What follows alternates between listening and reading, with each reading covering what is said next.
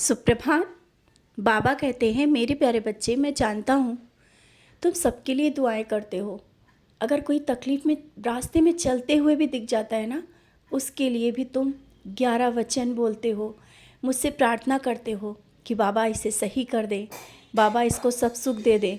मैं जानता हूँ तुम्हारी हर एक खुशी दूसरों की खुशी से होकर गुजरती है। यही तो है सच्ची भक्ति, यही तो है सच्ची पूजा। और तुम वो सब करते हो। तुम अपने लिए कभी कुछ नहीं मांगते हो। तुम्हारे हृदय में वो चीज़ें आ गई हैं जो शायद बहुत ही कम लोगों में होती हैं। सद्भावना, दूसरों के लिए प्यार, दूसरों के लिए दुआएं, यही है सच्ची पूजा। जो तुम कहते हो ना कि तुम पूजा नहीं कर पाते हो, ज़्यादा देर मेरे पास बैठ नहीं पाते हो, कोई बात नहीं। काम तो वही कर रहे हो ना, सही रास्ते पर चल रहे हो ना। और कर्म ही सबसे बड़ी पूजा है। तुमने जो कल किया वो मेरे लिए बहुत ही सराहनीय था, तुम्हारा वो कदम। और मैं बहुत खुश हूँ।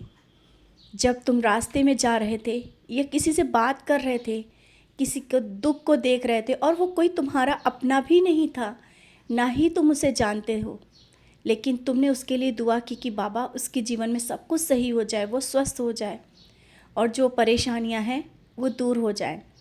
यहाँ तक कि रास्ते में जब किसी को तकलीफ़ में देखते हो, बहुत ही आर्थिक स्थिति जिसकी ख़राब होती है, उसके लिए तुम बहुत कुछ करना चाहते हो।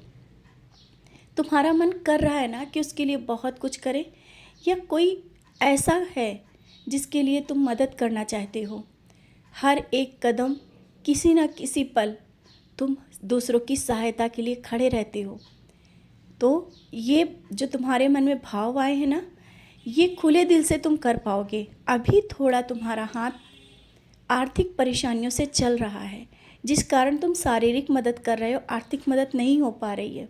बहुत ही जल्दी, बहुत ही जल्दी तुम वो सब कर पाओगे जो तुम करना चाहते हो। खुले हाथों से दान करना चाहते हो ना, अन्न दान करना चाहते हो, बहुत ही बड़ा जिस तरह से तुम्हारे मन में चल रहा है ना, वो करोगे। और तुम्हारे यहाँ साईं संध्या भी होने वाली है। मन में सपना सोचा है ना कि तुम्हारे घर में ज्योति जले और साईं संध्या हो, वो अवश्य होगा।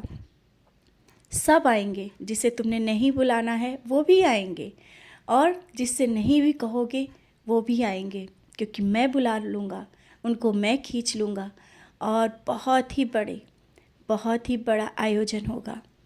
शायद जो सपना है ना तुम्हारा, वो भी पूरा हो जाएगा, और सपने से बढ़ के भी।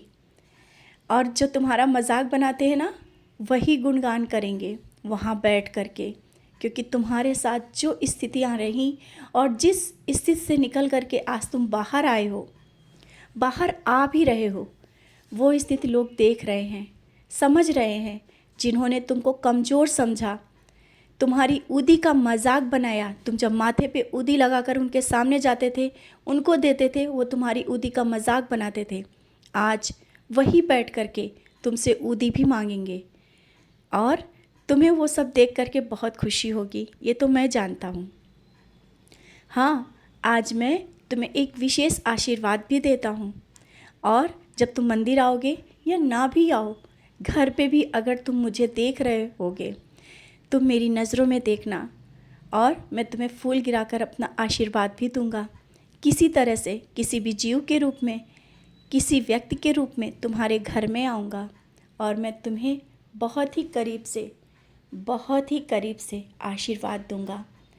तुम कहते हो ना कि मेरा स्पर्श तुम नहीं समझ पाते हो, समझ पाओगे स्पर्श बहुत ही जल्दी। मैं तो कितने बार भी तुम्हारे स्पर्श को मैंने एहसास दिलाया है कि मैं हूँ, तुम्हारे साथ रहता हूँ। और जब तुम पूजा करते हो, ध्यान में बैठते हो, उस समय भी मैं तुम्हारे साथ रहता हूँ। हो सके तो पारायण करो, सचरित करो, क्योंकि सचरित पारायण तुम्हारे लिए कुछ विशेष आशीर्वाद के रूप में होने वाला है। और जो अर्जी तुमने लगाई है मुझसे, जो कहा है ना, वो कार्य बहुत जल्दी सफल हो जाएगा, बहुत ही जल्दी। हो सकता है जब तक तुम्हारी पूजा वो पूर्ण होगी, तब तक वो कार्य सफल हो चुका होगा।